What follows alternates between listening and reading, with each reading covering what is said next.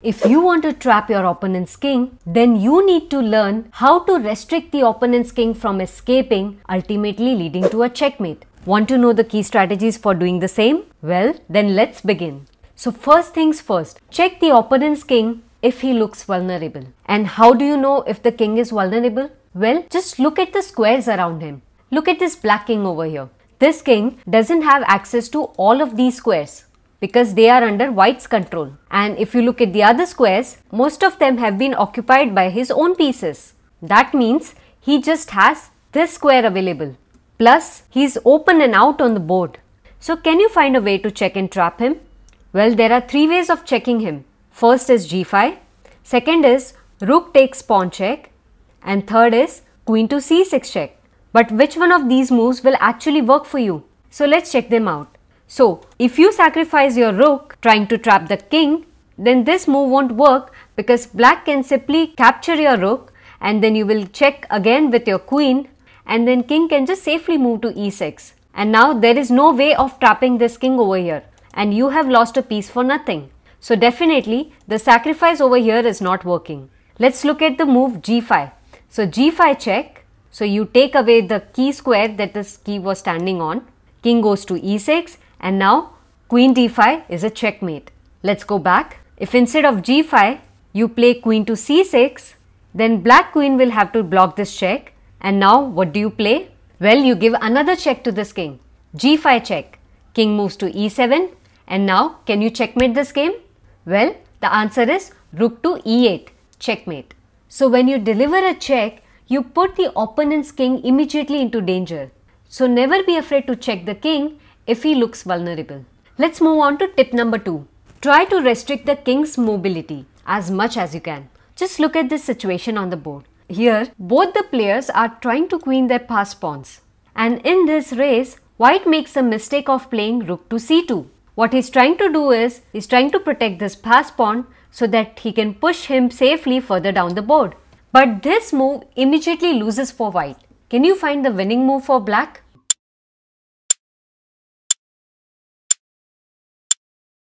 Well, if you just focus your attention on these passed pawns, then you will lose sight of the bigger picture. And that is aiming to trap this white king. And look how vulnerable he is. He doesn't have access to all of these squares because all of these squares are under black's control. But he does have access to these two squares. So can you play a move which takes away even these two squares?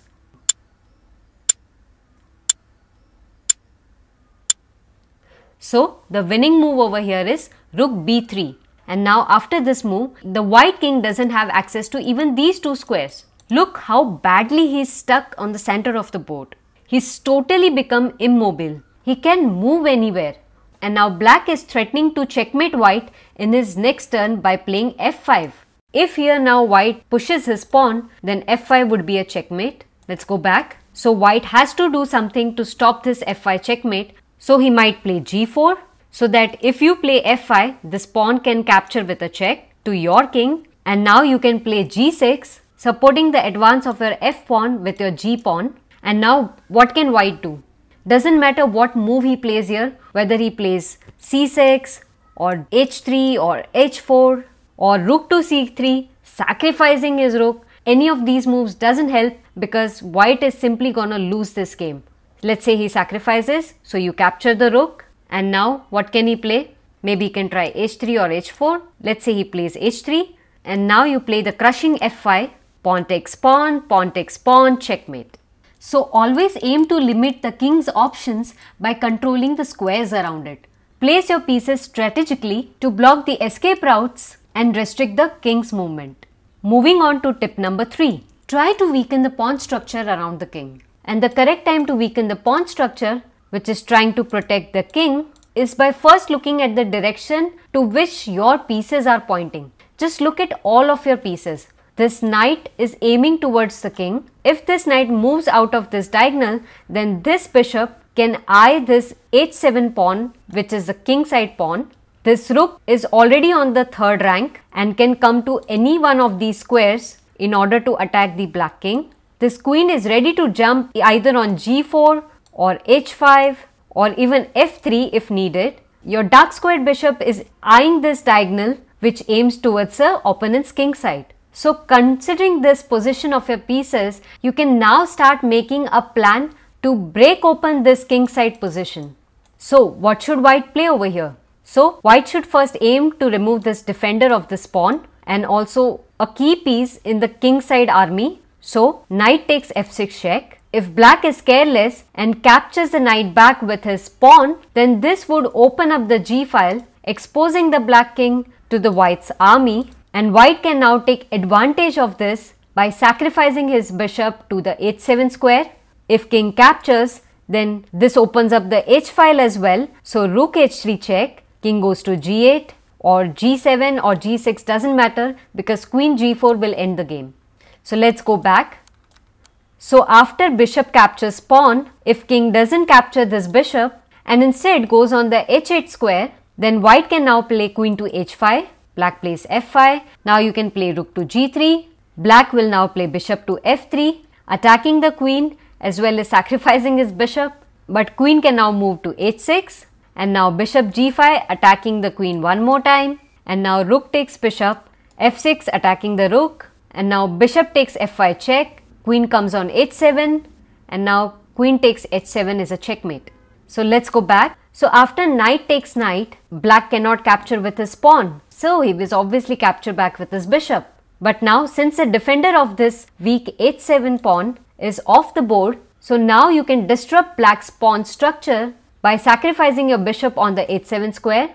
So bishop takes pawn check, king takes bishop, rook h3 check, king goes to g8, queen h5, threatening to checkmate on the open h file. Bishop comes on h4, sacrificing his bishop and trying to stop this checkmate. Queen takes h4, and now f6. Black is trying to create an escape square for his king. Now queen h7 check, king goes to f7, rook to g3, double attacking this pawn, rook to g8, protecting this pawn. And now here we have reached a position that white has upper pawn and white has successfully weakened black's king side structure, and because white has the initiative in the game, he has made the black king vulnerable and the chances of winning this game are higher for white. Let's look at one more example. So here if you see, your knight is aiming at the king side. Both your pieces are targeting at the king side again. But currently your queen is under attack by this black rook. So what should you play? Should you play a defensive move like queen g4 or h3? Or will you go aggressive and weakens black king side by opening up the pawn structure? What should white play?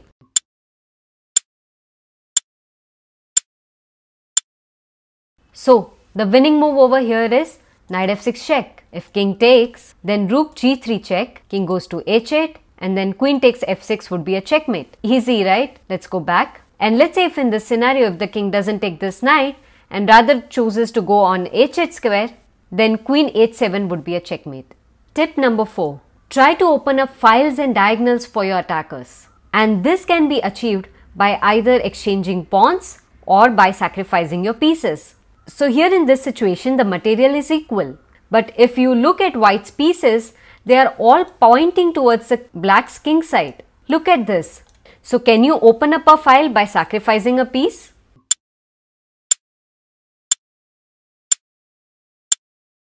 Well, if you want to open up a file, there are two ways of doing it. Either you can play rook g7 check. If king takes the rook, then white gives another check with queen h6. Now, king has to go to either one of these squares. Doesn't matter where he goes because queen takes h7 would be a checkmate. So let's go back. So after you sacrifice the rook on the g7 square, what if the king doesn't capture the rook back? What if he moves to king h8? Well, in that case, you can checkmate the game with your other rook. Let's go back. So this was one way of breaking open the king side position and opening up files for your rooks. Tip number 5. Coordinate your pieces well in order to create a mating net. And this usually involves using multiple pieces to restrict the king's movement and deliver a checkmate. So here, black doesn't do a good calculation and he totally overlooks the power that white's pieces have on black's king side. And therefore, he just gets a bit greedy in the game and plays a hasty move knight takes rook, thinking that he has captured a big piece and now he's up in material. Well, he's definitely up in material, but now he quickly loses the game to bishop takes f7 check. The black king doesn't have access to these two squares, so now he's forced to take the bishop, which lands him into another check, and that is knight g5 check. King goes to g8, and now white brings his rook to the c7, creating a checkmate threat on the g7 square. Black plays knight to g3 check, pawn takes knight, and now rook e1 check, king h2. Black is just trying to sacrifice his piece, just trying to play some waste moves, but that doesn't stop white from checkmating black king. And now black plays rook to e5, trying to block and sacrifice his rook. So queen takes e5. Now knight comes to d7. It's just blocking and sacrificing, but nothing is helping because rook takes knight. Queen goes to f8, trying to protect this. But white can now play queen to e6 check. If king goes to the corner, then he gets checkmated with the rook. So queen comes to f7, and now queen f7 check, king h8, and now queen takes h7 is a beautiful checkmate. Notice how beautifully white coordinated with his pieces in order to trap the black king. Moving on to the next step, but before that, do like this video and subscribe to my channel. And now, another way to trap the opponent's king is by exploiting the weak squares and the back rank. So here if you see, both the players have just entered in the middle game phase of the game. And here white thinks that everything is fine, there is no tension over here. He doesn't calculate anything precisely and he just makes a random capture, and that is knight takes knight, thinking that even the queen will take back. But he didn't realize before making this move that by moving his knight to the side of the board, he is exposing his weak pawn on f2 to the black's queen as well as to the black's bishop. Notice how this weak pawn is only protected by this king over here. Now any normal player over here would have immediately played queen takes knight, because you know, if your piece get captured, you feel the obligation of capturing back because you want to stay even in material, and because of such kind of thinking, you often miss out on the golden opportunities that can turn the tables completely. So here, what can black do? Since this pawn is weak, black can now play queen takes pawn check, king has to go to the corner, and now queen g1 is a checkmate. Can you believe this? White has got checkmated right after the opening, and black could checkmate white because he was alert in this situation and he was able to spot the weak f2 square in white's territory. Let's look at one more example. Here it is white's turn to play, and because his rook is under attack by this black rook over here, he immediately protects the rook with rook to f2. But this move loses the game for white because white's back rank is weak. So before I tell you the solution, I want you to attempt this puzzle. Can you find the best move for black?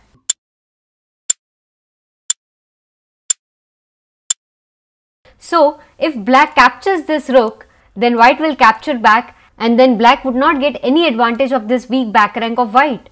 But instead of capturing this rook, if he sacrifices the queen on the e1 square by giving a check, then rook takes queen is forced, and now rook takes rook check, queen blocks the check, and now rook takes queen is a checkmate. So let's go back.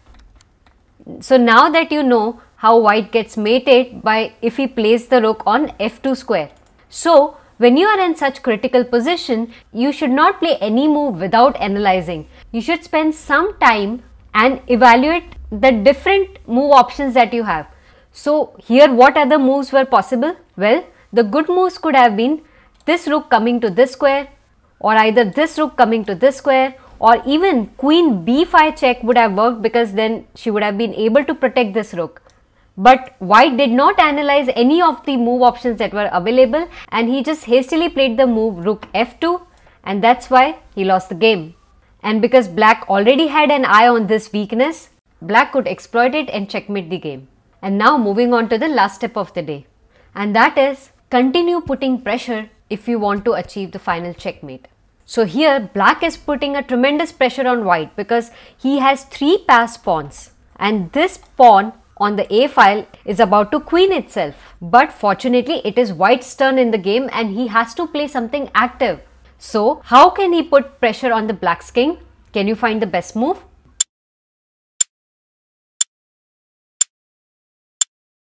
So the obvious move over here is knight a4 to check. I know many of you must have already got this. And now here king moves to b1. Now what should white play? How can he put more pressure on the king? Well, the correct move is knight to a3 check, king moves to a1. Notice how white has slowly taken both these squares from the black king and he is kind of trapped in the corner of the board. Forget about his dreams of queening this pawn over here. And now what should white play?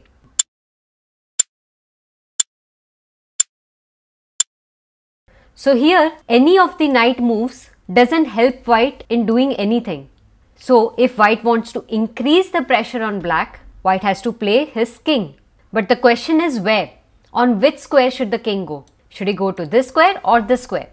So let's calculate. If the king goes to the c1 square, then black will play c3. You will play knight takes c3. You will play b2 check. And now king moves to c2. And now b pawn gets promoted into a queen, knight takes queen, pawn takes knight, and now knight takes queen. And though this situation is favorable for white, because white king can just rush towards this pawn over here, capture this and queen his own pawn, but all the moves that you just played is not helping trap the black king. It is just delaying the checkmate further. So let's go back. So here, after you play king to c1, the checkmate has been delayed, and despite getting the black king in the corner of the board, you couldn't trap the king. Notice this situation is very important because if you had only few seconds left on the clock and if you were playing as white, you don't want to make the mistake of playing c1 because then the checkmate is just getting postponed and then you might not be left with enough time on the clock and you may just lose this winning game. So what's the best move then? The best move over here is king to c3. This pawn is stuck, this pawn is stuck, the king can go to any of these squares, this pawn is now stuck. So the only option left with the black king is to play b2. And now what should white play? Think of putting more pressure on the opponent.